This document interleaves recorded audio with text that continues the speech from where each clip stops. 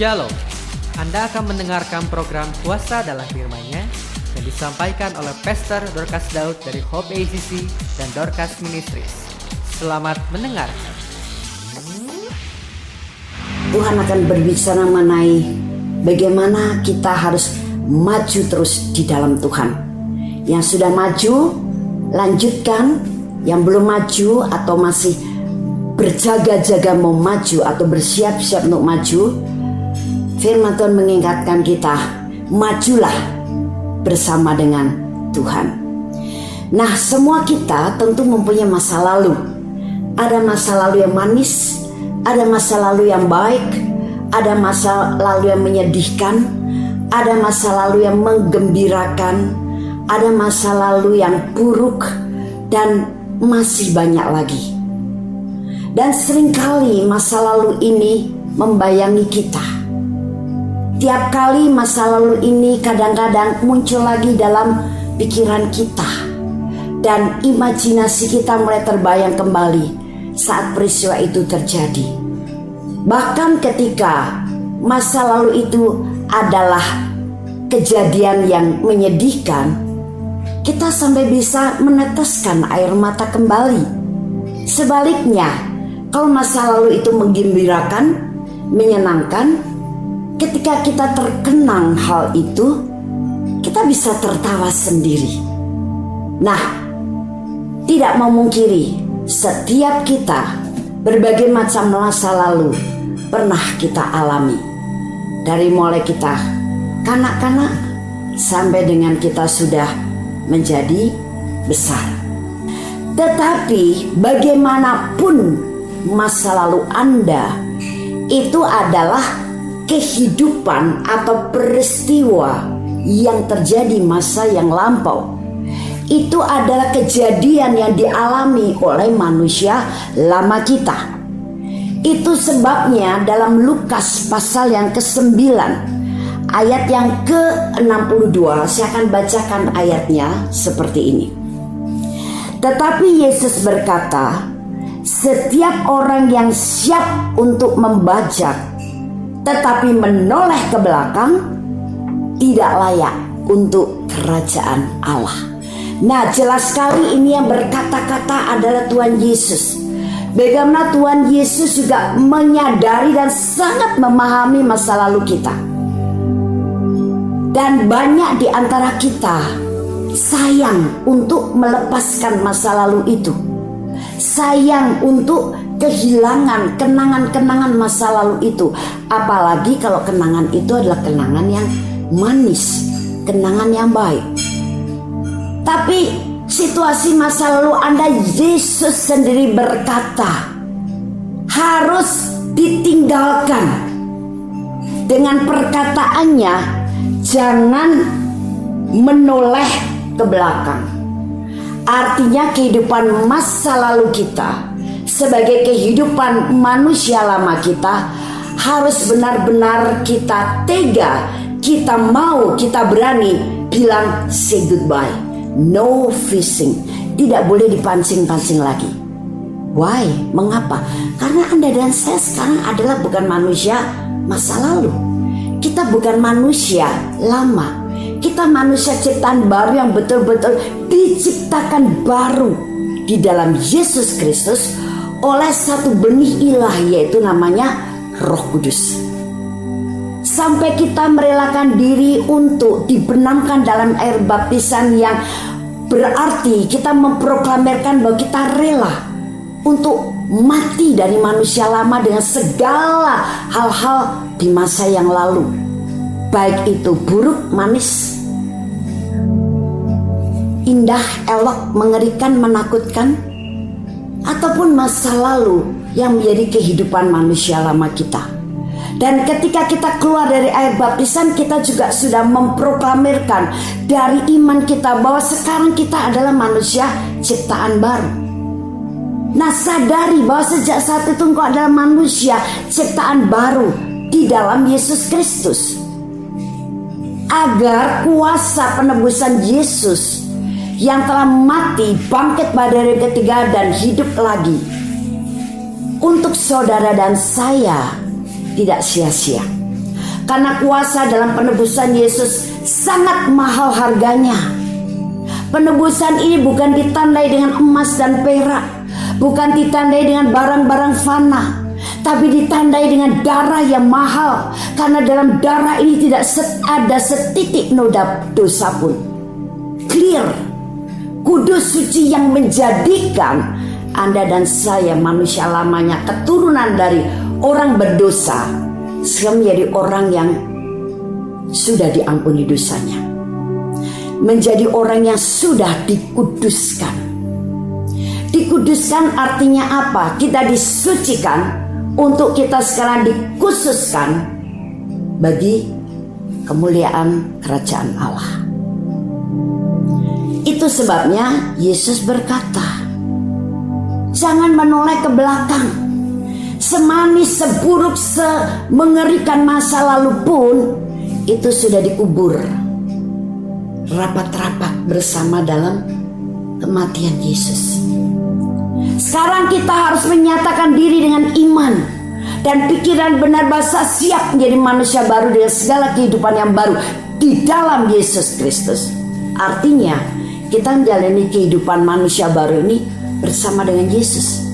Karena kalau kita menjalani kehidupan manusia baru, kita menjauh dari Yesus, kita meninggalkan Yesus, kita mengenyampingkan Yesus, kita tidak akan sanggup memancarkan ciri-ciri atau tanda-tanda manusia baru yang sudah menjadi warga negara kerajaan Allah. Dan Tuhan Yesus sendiri berkata, kita sekarang menjadi terang, kita sekarang menjadi garam. Ya, harus menggarami pembusukan di dunia ini dengan apa? Hanya dengan kasih. Kasih yang bukan natural. Karena kasih natural itu kasih manusia, kasih dari manusia lama yang terbatas. Tapi sekarang sejak menjadi manusia baru, kita ada dalam kasih yang supranatural, yaitu kasih Kristus yang tidak ada batasnya. Sehingga kita sering terkejut sendiri ketika kita sudah dalam Yesus.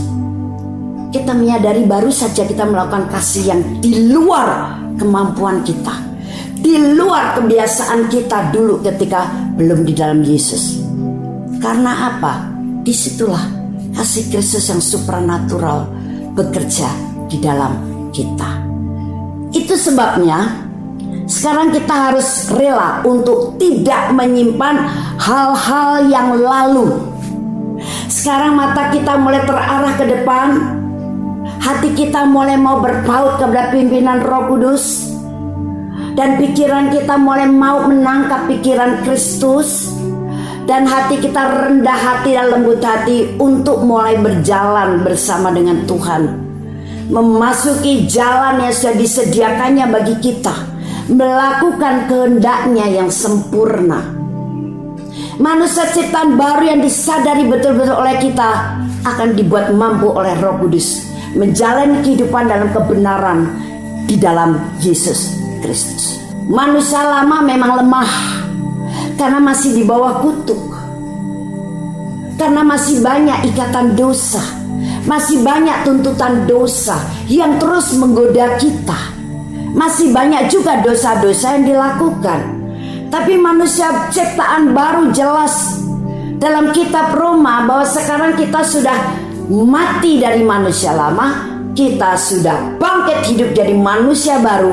Serahkanlah anggota-anggota tubuhmu untuk menjadi senjata kebenaran.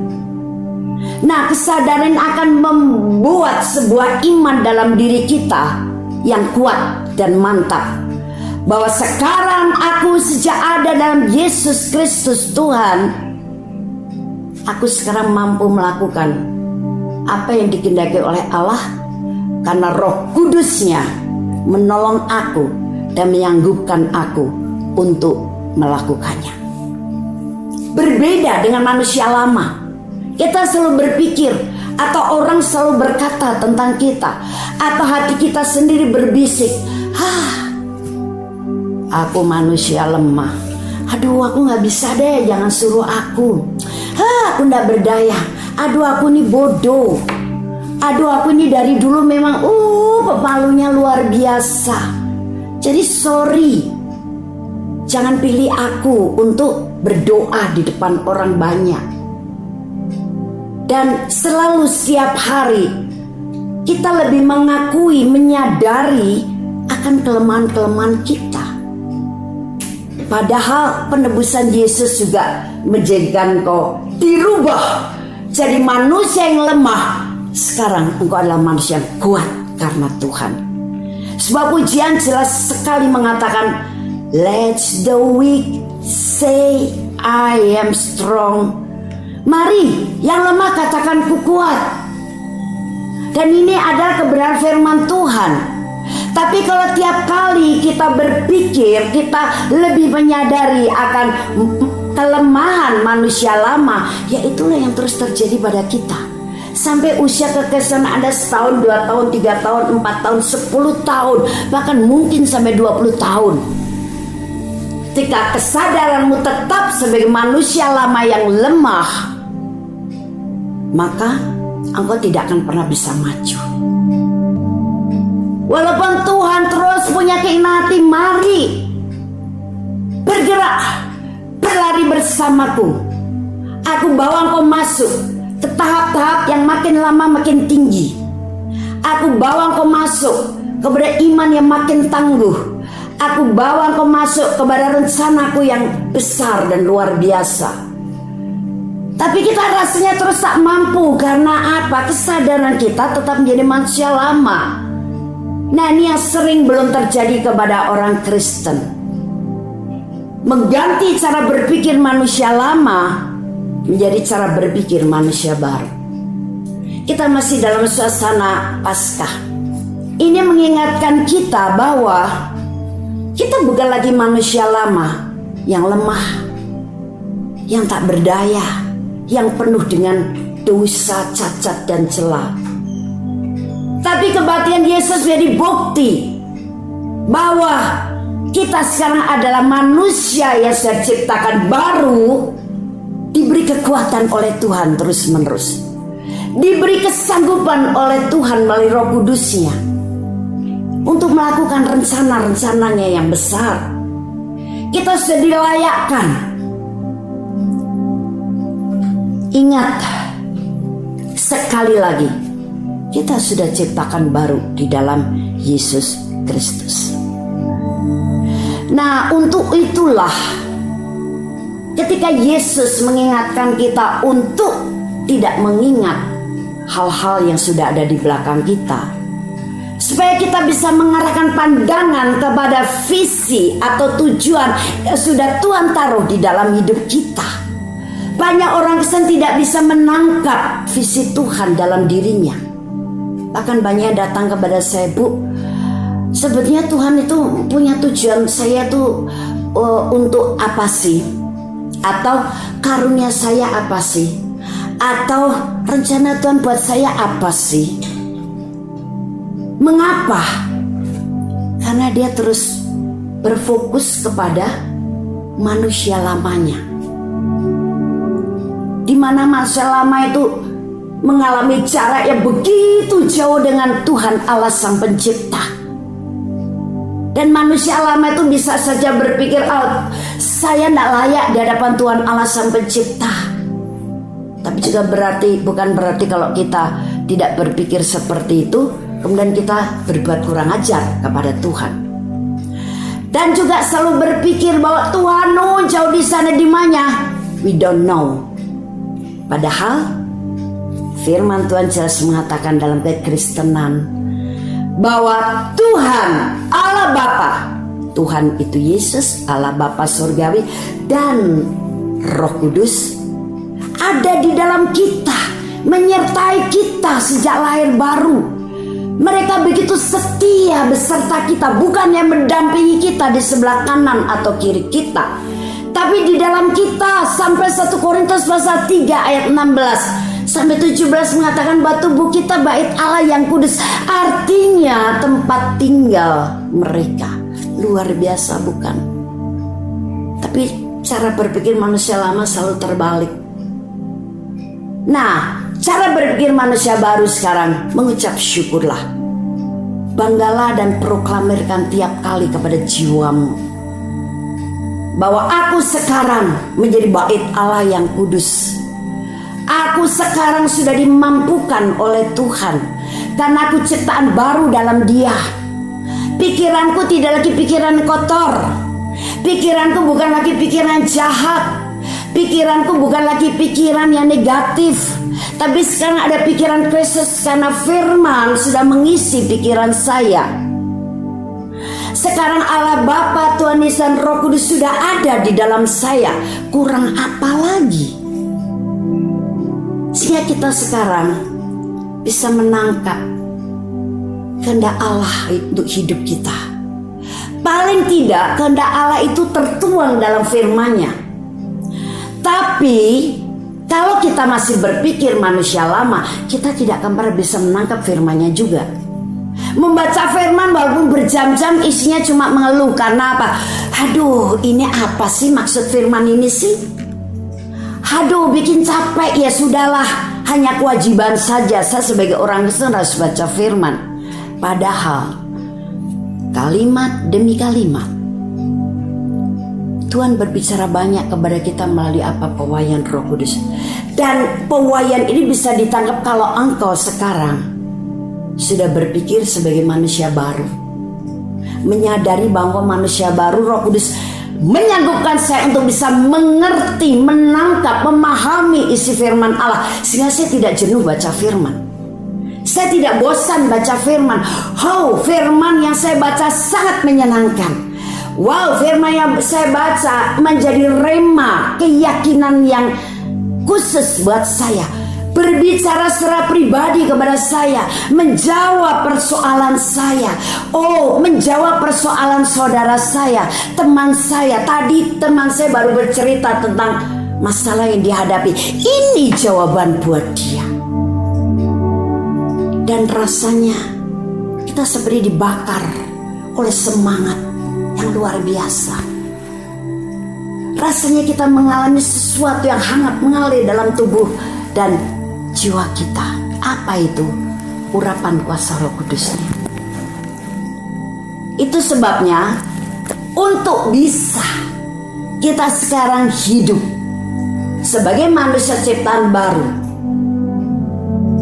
harus rela meninggalkan masa lalu Anda. Di depan, di hadapan kita, di sekitar kita, Tuhan sudah menyediakan berbagai rencana. Bahkan dari mulai hal-hal yang terjadi dalam kehidupan sehari-hari, Tuhan mau berbicara banyak di situ. Tuhan mau mengajar sesuatu di situ. Tapi kita menjadi bebal, kita tidak tanggap kalau kita tidak mau say goodbye. Betul-betul merelakan masa lalu kita untuk dihapus oleh darah Tuhan Yesus. Dan sekarang menjadi lembaran yang baru. Roh Kudus siap menulisi pengalaman yang baru bersama dengan Tuhan, karena kita sudah menjadi manusia ciptaan barunya. Bagaimana caranya untuk kita bisa maju? Sekali lagi adalah mau melepaskan apa yang ada di belakang kita, yang baik maupun yang buruk, yang menyenangkan maupun yang menyedihkan. Ini satu-satunya cara. Kita tidak bisa pura-pura melupakan masa lalu. Tapi ketika kita duduk sendiri, kita izinkan masa lalu itu mulai menggelayuti lamunan kita di dalam imajinasi kita. Dan kita menikmatinya sampai kita tersenyum sendiri. Mungkin kita tertawa, mungkin kita menangis, mungkin tiba-tiba kita merasa berdebar-debar. Dan Anda berpikir, gak apa-apa, gak ada yang lihat juga. Tapi Tuhan melihat. Bukan berarti dengan pura-pura melupakan, tapi betul-betul harus rela melupakannya. Karena ini satu-satunya cara. Apakah mungkin ibu itu bisa dilupakan dan ditinggalkan, dan kita bisa berkata say goodbye? Bisa, saya katakan. supaya hidup kita tidak dipenuhi dengan masa lalu, tapi sekarang sebagai manusia ciptaan baru, hidup kita siap menjadi bejana yang begitu lebar, begitu luas untuk menerima segala hal-hal dari kerajaan Allah. Bahkan untuk bisa menampung dan memahami rencana-rencana Allah dalam hidup kita. Dan Roh Kudus mempunyai kesempatan untuk memampukan kita mengerjakan hal itu. Jadilah bejana yang baru, yang siap menerima hal-hal yang baru dari kerajaan yang lebih besar, lebih luar biasa, tentang hal berkat maupun jadi berkat buat dunia. Jadilah bejana yang bersinar, bukan bejana yang temaram karena tertutup oleh masa lalu. Apalagi kalau masa lalu banyak yang memedihkan. Itu membuat kita tidak layak terus menerus. Walau Tuhan berkata, hai aku pilih engkau, hai aku mengasihimu, hai aku memanggil engkau, hai aku mau memakai engkau, hai engkau permata di hadapanku. Tapi hal itu tidak bisa kita sadari. Perhatikan di dalam kitab Yesaya pasal 61 ayat 1 sampai dengan 5, dan ini tertulis kembali di dalam Injil Lukas pasal yang keempat ayat 18 sampai 19. Demikian bunyinya. Roh Tuhan Allah ada padaku, oleh sebab Ia telah mengurapi aku untuk menyampaikan kabar baik kepada orang-orang miskin, dan Ia telah mengutus aku untuk memberitakan pembebasan kepada orang-orang tawanan dan penglihatan bagi orang-orang buta, untuk membebaskan orang-orang yang tertindas, untuk memberitakan tahun rahmat Tuhan telah datang. Nah, sempurna sekali, lengkap sekali yang telah dikerjakan Yesus. Bagaimana ketika Yesus menerima kuasa Roh Kudus, Dia diutus oleh Allah untuk apa? Menyampaikan kabar baik kepada orang-orang miskin. Kabar baik ini berbicara mengenai apa? Mengenai tentang kerajaan Allah. Kerajaan Allah sudah datang. Kapan itu? Sejak Yesus sudah disalib, mati dan bangkit. Nah, orang-orang miskin secara rohani, tapi juga orang-orang miskin secara jiwa dan jasmani. Sehingga yang miskin sekarang diperkaya. Baik miskin secara jiwa itu adalah rendah diri, banyak perasaan-perasaan negatif di dalam jiwanya, mudah patah semangat, mudah kecewa, mudah tersinggung, mudah marah, mudah terluka, mudah tertolak, dan sebagainya. Itu adalah hal-hal yang tergabung dalam kelompok jiwa yang miskin. Miskin itu kerdil, selalu berada di bawah nol, jadi minus. Tapi akan diperkaya, sehingga dia sekarang punya jiwa yang besar, jiwa yang luas. Dan yang mengisi jiwanya sekarang adalah kasih Kristus. Apa itu kasih Kristus? Buah roh. Ada kasih, ada damai sejahtera, ada sukacita, ada damai sejahtera, ada kebaikan, ada kesetiaan, ada kemurahan, ada kelemah lembutan, ada kesabaran. Luar biasa sekali. Nah, itulah jiwa yang kaya, jiwa yang luas. Seperti jiwanya Yesus. Jiwanya begitu kaya, jiwanya begitu luas, sehingga dia bisa mengerti ketika orang berbuat jahat kepada dia, justru dia mintakan ampun kepada Bapa, karena Yesus mengerti bahwa apa yang diperbuat oleh orang-orang itu tidak dimengerti oleh orang itu. Ampuni mereka Bapa. Jiwa kaya membuat kita punya hati yang tangguh, tidak gampang lembek, tidak gampang putus asa, tidak gampang menyerah, tidak gampang kecil hati, tidak gampang putus pengharapan. Hati yang teguh akan terus menjalani kehidupan ini dengan iman yang tak pernah bergeming atau tergoncang oleh situasi yang buruk sekalipun. Jadi pelayanan Yesus sangat lengkap dan sempurna, dan itu sudah Dia kerjakan di kayu salib. Tinggal kita sekarang bersyukur. Dikatakan di situ, Dia memberitakan kabar baik untuk orang-orang miskin, memberitakan pembebasan. Artinya apa? Kita dibebaskan dari segala ikatan dosa, kita dibebaskan dari ikatan-ikatan kutuk, kita dibebaskan dari hal-hal yang membuat kita terpenjara, termasuk mungkin masa lalumu. Jangan mau terpenjara oleh masa lalumu. Masa depan atau apa yang akan terjadi di depan kita, Tuhan sudah menyediakan yang luar biasa. Dan kemudian yang berikutnya, penglihatan bagi orang-orang buta. Artinya mata kita sekarang bisa melihat dengan cara pandang seperti Tuhan Yesus. Bukan lagi dengan cara pandang manusia lama dahulu ketika belum dalam Yesus. Mata kita sering salah memandang.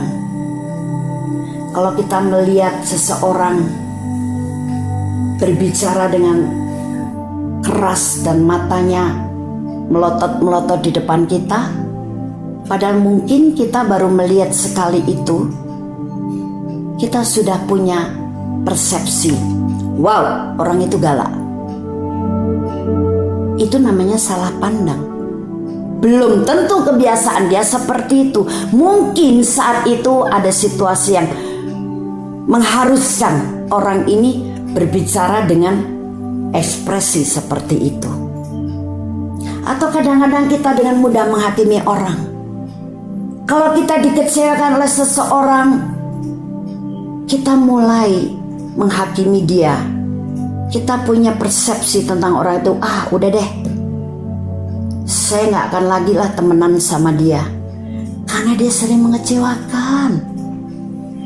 Orangnya gak bisa dipercaya mulutnya, padahal mungkin baru satu kali dia mengingkari janji akan menjemput engkau pukul 5, tapi ternyata gak jadi menjemput, dan memberitahunya mungkin besok paginya, atau mungkin malam itu juga, tapi Anda sudah terlanjur kecewa. Kadang hal sepele itu membuat kita tidak sadar jadi hakim-hakim sebelum waktunya. Karena apa? Kita masih punya cara pandang yang salah. Itu sebabnya dikatakan saat itu kita buta-buta. Apa? Buta kebenaran. Mungkin juga suatu hari ketika kita mendengar tentang Yesus diberitakan oleh seseorang, atau Injil pernah kita dengar, kita menolaknya. Kita mungkin bersikap sinis, atau mungkin kita malah mencibir. Masa iya sih Allah bisa mati oleh manusia? Katanya Yesus disebut Tuhan Allah. Wah, kok enak ya yang melakukan dosa kita, yang nanggung Yesus. Mungkin dulu kita pernah seperti itu ketika kita masih manusia lama, belum dalam Yesus. Mata kita buta. Tapi sekarang setelah dalam Yesus, wow, mata kita melihat, oh, kebenaran memang ada hanya di dalam Yesus. Kita bisa memandang ayat firman Tuhan dengan cara pandang yang benar. Di bawah kolong langit ini tidak ada satupun yang bisa memberikan keselamatan. Kita bersyukur. Haleluya. Aku sudah percaya kepada Yesus. Aku sudah menerima keselamatan. Bahkan kita mulai dahaka dan haus mendengar firman Tuhan. Kita selalu tergerak kalau membuka mulut untuk bernyanyi. Yang keluar dari mulut kita sekarang adalah nyanyian pujian kepada Dia, pengagungan kepada Dia, dan itu secara otomatis. Mengapa? Karena Yesus yang sudah ada di hatimu, Dia telah memelekkan mata kita yang dulu buta secara rohani juga sekarang menjadi melek. Persepsi kita berubah. Begitu juga ketika melihat orang yang menyebalkan. Kita tidak lagi menjadi hakim sebelum waktunya, atau kemudian kita sudah berpersepsi bahwa dia selalu mengecewakan, tidak bisa diajak temenan. Tapi sekarang justru ketika kita diperlakukan hal seperti itu, muncul rasa belas kasihan kita terhadap orang itu. Kasihan. Dia melakukan itu nggak tahu bahwa dia dosa. Oh Tuhan, saya menjadi juru syafaatnya. Saya mintakan ampun untuk orang itu. Dan tentu dari pihak kita nomor satu adalah, aku mau mengampuni dia Tuhan. Aku mau tetap mengasihinya. Dan aku memberkati dia. Di dalam namamu Tuhan Yesus Kristus. Nah, berbeda bukan? Itu menunjukkan bahwa kita sudah meninggalkan masa lalu kita. Kalau berbicara masa lalu, Anda mungkin akan masih terus berkata, oh nggak bisa ibu, dari dulu memang aku orangnya tuh nggak gampangan. Dari dulu aku tuh kalau sudah disakiti sekali saja, rasanya nusuk di sini amat dalam. Dari dulu aku kalau ketemu orang itu memang sebel bu. Itu memang saya. Ya, saya yang mana? Saya masa lalumu, saudara-saudaraku. Tapi bukan saya untuk saat ini. Sayanya saat ini adalah saya ciptaan baru dalam Yesus. Sayanya saat ini adalah bahwa saya adalah bait Allah yang kudus. Sayanya saya saat ini seperti apa dikatakan oleh Paulus, bukan aku lagi, tapi Kristus yang hidup di dalam aku. Wow. Kita bisa syalut untuk orang-orang Kristen yang seperti ini. Itu berarti engkau adalah hidup dalam kebenaran. Makanya engkau terbebas. Engkau sudah terlepas dari penjara hal-hal yang tidak baik. Bahkan engkau sudah dimerdekakan di dalam Yesus Kristus. Kemudian dikatakan di situ, membebaskan orang-orang yang tertindas. Artinya, seringkali kita hidupnya merasa tertindas terus. Dan kita merasa minta dibelas kasihani. Itu sebabnya tiap kali kita kalau ngobrol dengan orang lain selalu ada pernyataan-pernyataan keluhan. Atau ketika orang tidak memperhatikan kita, kita mulai dongkol, kita mulai merasa tersingkir, kita merasa tertolak. Kenapa dia sikapnya dengan saya begitu ya? Oh ya, memang aku tidak layak buat dia. Oh ya, aku tidak sekelas dia. Aduh, kenapa sih wajahku? Berbagai macam pikiran negatif manusia lama bermunculan lagi. Padahal mungkin dia tidak memperhatikan kita karena dia sedang berpikir tentang hal lain. Bahkan dia juga tidak berpikir bahwa dia tidak memperhatikan Anda. Tapi orang yang masih merasa tertindas selalu begitu. Begitu kerdil dan miskin jiwanya. Itu sebabnya ketika kita dibebaskan dari ketertawanan, maka dikatakan jiwa kita sekarang kaya. Kita jadi mudah terbangkit sukacita dari Roh Kudus. Kita menjadi anak Allah yang penyabar. Kita menjadi anak Allah yang murah hati. Kita juga menjadi anak Allah yang murah senyum. Kita menjadi anak Allah yang ramah. Kita menjadi anak Allah yang mudah mengampuni, penuh kasih, penguasaan diri. Emosi kita dikendalikan oleh Roh Kudus. Kita menjadi anak Allah yang baik, penuh dengan kebaikan, damai sejahtera. Wow, lengkap. Dan yang terakhir adalah untuk memberitakan tahun rahmat Tuhan telah datang. Dimana kalau kita memperhatikan dari kitab suci, tanda-tanda tahun rahmat jelas tertulis di situ dan bisa kita yakini. Termasuk tanda-tanda akhir zaman pun jelas tertulis di situ. Tinggal kita minta pembawaan Roh Kudus untuk bisa mengerti maksud daripada kitab suci yang memberitakan tentang tahun rahmat dan hari akhir itu. Jadi saudara-saudara, izinkan Roh Kudus sekarang mempunyai keleluasaan untuk membereskan masa lalumu. Tangan kasih-Nya yang sempurna, Dia membangun engkau untuk menjadi manusia ciptaan baru, yang tangguh, yang kuat, hidup dalam kebenaran, dan hidup untuk menjadi garam dan terang dunia, memuliakan Tuhan. Hidup yang diberkati, tapi juga hidup yang menjadi berkat.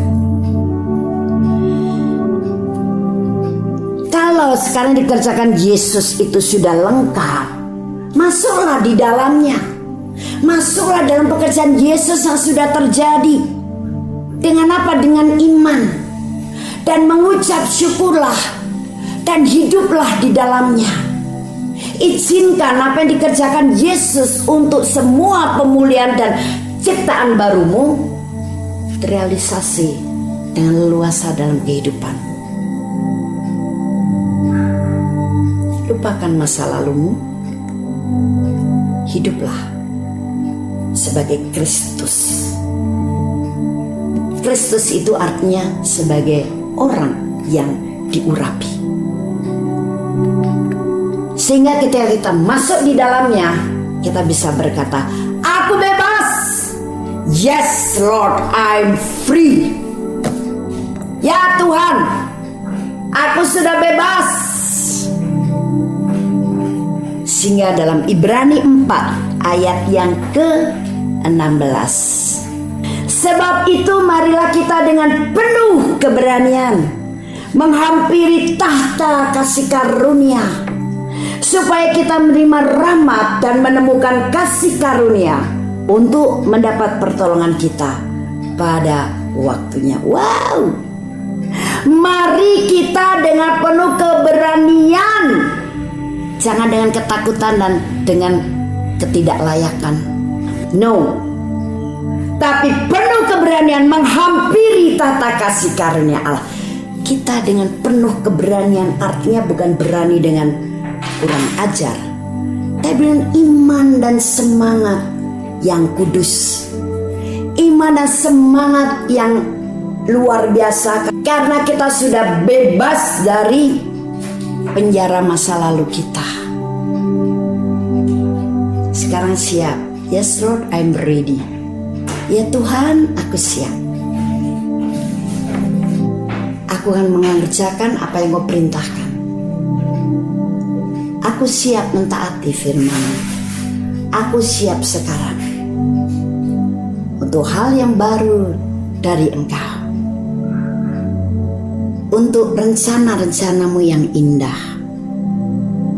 Dan aku siap menerima segala kasih karunia-Mu yang luar biasa pada waktumu yang sudah ditentukan untuk saya. Wow, luar biasa sekali. Majulah terus bersama dengan Yesus. Yang belum maju, mari majulah bersama dengan Yesus. Jangan ketinggalan. Waktu berjalan terus. Apakah kita akan kehilangan waktu dan kemudian menyesali tidak ada akhirnya? Percuma. Marilah kita yang masih diberi waktu dan kesempatan, meskipun di penghujung akhir, tapi kita masih sempat. Untuk apa? Hidup sebagai manusia ciptaan baru melakukan rencana-rencana yang baru, kehendaknya yang indah dan sempurna. Jangan takut. Ketika Anda dan saya mau, Roh Kudus siap untuk membantu kita menjadi pelaksana, maju terus bersama dengan Yesus. Haleluya. Kami percaya Anda pasti diberkati oleh firman Tuhan yang disampaikan oleh Pastor Dorcas Daud STH dari Hope ACC dan Dorcas Ministries. Dan bila Anda memiliki pertanyaan seputar kegiatan pelayanan kami, Anda dapat menghubungi kami di 08 222 703 0006. Sekali lagi di 08 222 703 0006. Sampai jumpa kembali. Tuhan Yesus memberkati.